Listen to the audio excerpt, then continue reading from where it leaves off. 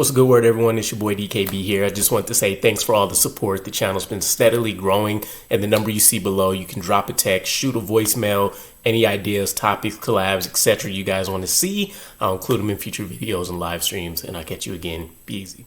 What's a good word, Jets fans? It's your boy DKB here, and I wanted to chat a little bit about new special teams coach Chris Banjo praising one of our undrafted free agents in wide receiver Jamaal Pritchett, coming out of a smaller school. Obviously, Pritchett, as we did in our breakdown, has a minuscule size to him. So it's not like you're talking about a Quentin Skinner, for example, who's 6'5" and, is running, sub 4.4s or at least low 4.4s, whatever it was that we covered.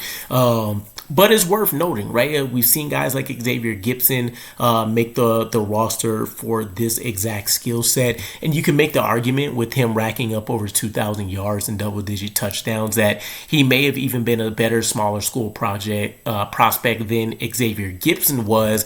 And I do want to highlight both, right? Because we haven't heard anything about Jamaal Pritchett's receiving ability during the course of OTAs, but he's going to see the field as a receiver if he can earn the return role, and so that is where we should be starting. So we'll get into Rich Cimini's comments real quick, actually, where he mentioned number 8, which would be Jamaal Pritchett's number. Early sleeper, a rookie to watch is punt returner Jamaal Pritchett, an undrafted free agent from South Alabama. So just kind of encapsulating that this should be a prospect we're paying attention to, but he is going to be the direct competition as of right now for Xavier Gipson for that return role. And I would argue Xavier Gipson has been a better punt returner than kick returner for the New York Jets.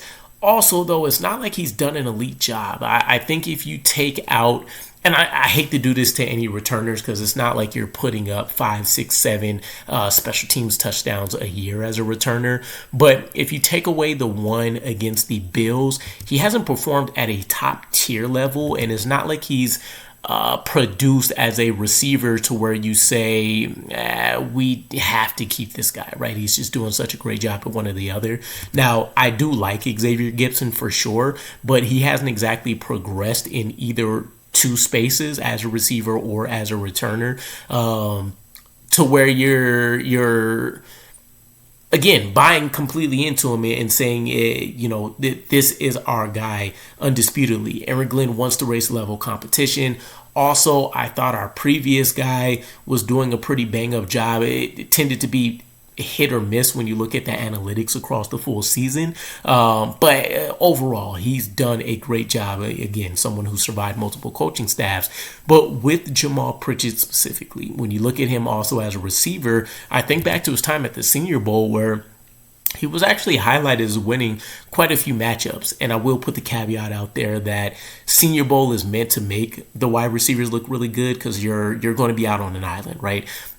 Take, for example, Zaire Thomas. People were talking about how he was ate up on day one of the Senior Bowl before he really settled in and started locking people up. But you're also talking about the various different bodies and sizes he's facing, right? He's on an island. He's going to be facing slot receivers. He's going to be facing guys that have a lot more explosion. And he may be asked to play different techniques other than just press coverage, which teams know he could do really well. There's going to be some off-man looks and different things of that nature. So just flip the script into thinking for Jamaal Pritchett on the other side. But still, he went against some essentially much larger DBs, arm length coming into play, different speed elements, all that kind of stuff. So this can be a dark horse candidate to actually win. I wouldn't just shuffle this as OTA news that means nothing because guys are in shorts and shirts, especially in the return dimension where the blocking isn't going to be great and stuff because guys can slip and all that. So if he's making plays, if we're flipping field position, all those different elements. Also keep in mind that Arian Smith was another name that's being highlighted as potentially being thrown in this competition as well.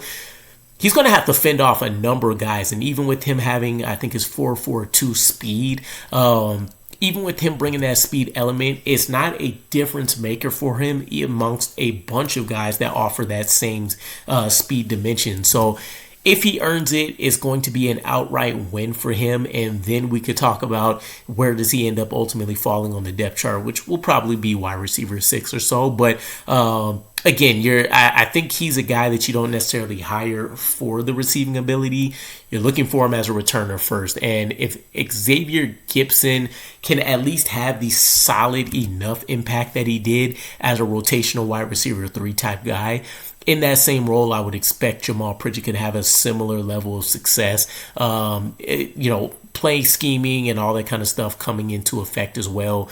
The hope is that Tanner Engstrom can use him in a little bit of a better situational roles to also just make the numbers look a little bit better. So we'll see how this pans out. Let me know what you guys think, though. Jamaal Pritchett, I would probably say he has a solid chance of winning. I probably still keep him at number 2 for now, but I wouldn't be surprised if that needle moves pretty quick by the time we actually get into training camp. I think he brings a little bit more physicality for his size than maybe what you get out of someone like Xavier Gipson. And he also seems like the caliber of guy that's going to do all of the little things right. So he should stay on Gibson's heels all off season, and we'll see if it ends up being a rewarding experience for him. But if nothing else, and he also does make the practice squad, then you have a pretty reliable guy that you can call upon in case of injury and stuff like that. So let me know what you guys think, and I'll catch you guys again.